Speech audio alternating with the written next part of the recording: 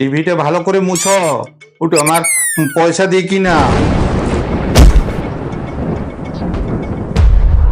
নাম না বিছানা না না না না, না। এই যে এই খাটটা আর এই বিছানাটা এটা আমার বাপের পয়সায়। আর এই ঘড়ি পড়েছিস? হ্যাঁ, বাপের জন্ম ঘড়ি দেখেছিস? নতুন ঘড়ি পড়েছে, এটা আমার বাপের পয়সায়। আর এই যে ফোন ঘাটছে, ফোন দেখেছিস কোনোদিন? এটা আমার বাপের পয়সায়। এই উঠ উঠ উঠ, এই দেখ আলমারিটা, এই আলমারি দেখেছিস? এই আলমারিটা আমার বাপের দিয়া। Chop chop chop chop chop. এই যে এই ফ্রিজে প্রত্যেকদিন ঠান্ডা জল খাস, এটা আমার বাপের পয়সা। এই যে এই ঘরটা রয়েছে, এই ঘরটা সে আমার বিয়ের সময় টাকা নিয়ে করেছিলি।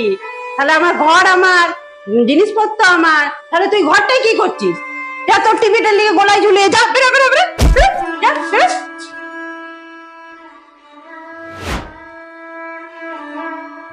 শুন শুন, এদিকে শুন। এই যে এই জামাটা পরেছিস, এই প্যান্টটা পরেছিস, এটাও আমার বাপের পয়সায়।